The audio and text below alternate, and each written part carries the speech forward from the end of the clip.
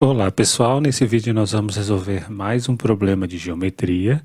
No quadro nós observamos essas duas circunferências que estão se tangenciando aqui neste ponto e temos também o segmento EF e o segmento GH, ambos tangentes às duas circunferências de forma simultânea. Bom, nesse exercício, o que nós queremos? A gente quer mostrar que esse quadrilátero daqui, o quadrilátero EHGF, quadrilátero verde, ele é circunscritível, ou seja, existe uma circunferência interna que é o quadrilátero que tangencia os lados deste quadrilátero. E uma outra coisa que a gente quer mostrar também é calcular o raio dessa circunferência em termos dos raios das duas circunferências dadas no exercício. A circunferência maior tem raio R maiúsculo e a circunferência menor tem raio R minúsculo. Como que a gente faz para escrever o raio dessa circunferência inscrita aqui nesse quadrilátero em termos de R maiúsculo e de R minúsculo? Bom, a primeira coisa que nós vamos observar é que este quadrilátero, o quadrilátero verde, ele tem que ser um trapézio isósceles. E como que a gente faz para mostrar que, de fato, ele é um trapézio isósceles? Bom, vamos fazer aqui um argumento rápido, que é o seguinte, a gente prolonga esses segmentos EF e GH até se encontrar aqui no ponto O. E agora perceba que esse triângulo daqui, o triângulo OEH, ele é um triângulo isósceles, porque o segmento OE, ele tem a mesma medida do segmento OH, porque do ponto O partem esses segmentos que estão tangenciando a circunferência menor. Então, por potência de ponto, você poderia pensar assim, o segmento OE é igual ao segmento OH. Então, da mesma forma, o segmento OF tem a mesma medida que o segmento OG. Então, como isso acontece, o segmento EF tem que ter a mesma medida do segmento GH. Então, a gente já sabe que esses dois segmentos aqui, eles têm a mesma medida. Basta a gente fazer a diferença. A gente faz isso daqui menos isso. Isso daqui menos isso. Daí a gente obtém que esse segmento tem a mesma medida desse segmento. EF é igual a GH. Agora, por que que este segmento é paralelo a esse? A gente está tentando justificar que esse quadrilátero é um trapézio isósceles. A gente já sabe que esses dois segmentos são iguais, basta agora verificar o paralelismo entre esses dois segmentos, EH e FG. Bom, perceba que esse triângulo isósceles que está nessa posição, ele tem este ângulo, que é comum a este triângulo isósceles maior. Ou seja, quando a gente tem esses dois triângulos isósceles com esse ângulo aqui do vértice igual, então os dois triângulos eles são semelhantes. Logo, o que acontece? Este ângulo daqui, que é igual a esse, tem que ser igual a esse e tem que ser igual a esse. Os dois triângulos isósceles são semelhantes porque eles têm este ângulo aqui do vértice em comum.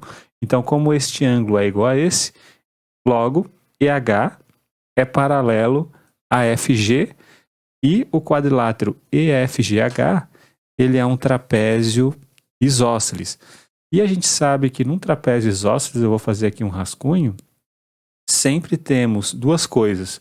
Sempre temos uma circunferência que circunscreve o trapézio, e temos também uma circunferência inscrita aqui no trapézio. A gente quer justamente mostrar qual é o raio dessa circunferência inscrita. Isso sempre acontece em trapézios isósceles, Existe essa circunferência que está inscrita no trapézio e perceba que o diâmetro dela é justamente a altura do trapézio. Então, para a gente descobrir agora quanto que vale o raio dessa circunferência que está aqui dentro desse trapézio isósceles, basta o quê? A gente descobrir essa distância aqui, A gente pega essa distância que vai daqui até aqui e divide por 2. Isso aqui é a altura do trapézio.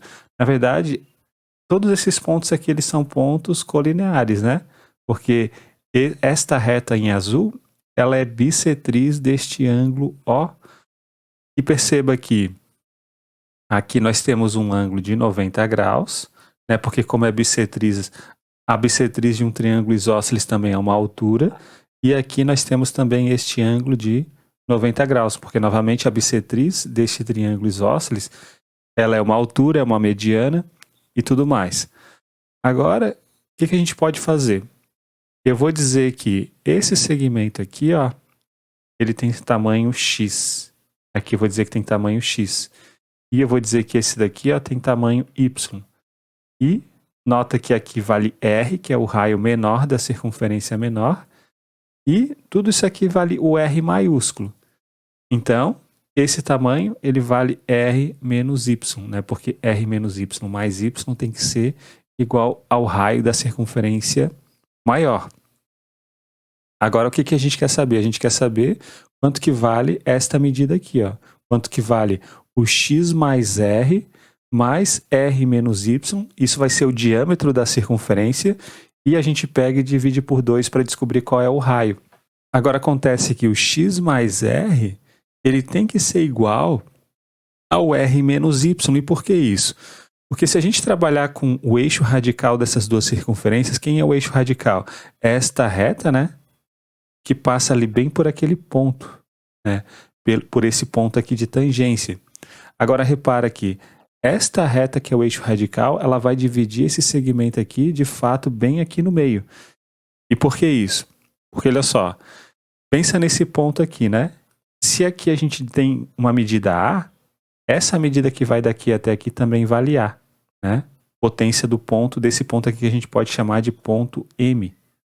Então, se aqui vale A, aqui vale A, e aqui, ó, vale A também. Então, vamos até colocar de uma outra cor. Vamos colocar com essa cor aqui, ó. Aqui vale A, a distância daqui até aqui. A distância daqui até aqui também vale A. E a distância daqui até aqui vale A. Né? Por causa da potência desse ponto P, que é esse daqui. É porque esse segmento está tangenciando a circunferência menor. Esse segmento que parte do mesmo ponto P está tangenciando a circunferência menor também. Esse segmento aqui está tangenciando a circunferência maior. Esse daqui está tangenciando a circunferência maior. Então, o que acontece? Esses três segmentos, eles são iguais. Nota que como isso aqui é o eixo radical, ele tangencia as duas circunferências bem nesse ponto, então a gente sabe que aqui também nós temos um ângulo de 90 graus, né? Porque o segmento que une os raios, os centros das duas circunferências e o eixo radical são sempre perpendiculares, né? Então, esse segmento aqui, ó, que é o segmento que liga os centros, ele tem que ser perpendicular ao eixo radical, que é esta reta vermelha. Agora perceba que esta reta vermelha, portanto, vai ter que ser paralela a esta base do trapézio, que vai ser paralela a esta outra base do trapézio, né? Porque aqui a gente tem ângulo de 90 graus e 90 graus. E mais do que isso, como a gente tem uma reta paralela, né, que passa aqui bem no ponto médio desse lado, né, e como essas duas retas aqui são paralelas, então o que acontece? Esse segmento aqui, ele fica dividido bem ao meio também. Esse ponto aqui, ó, ele é o ponto médio desse segmento.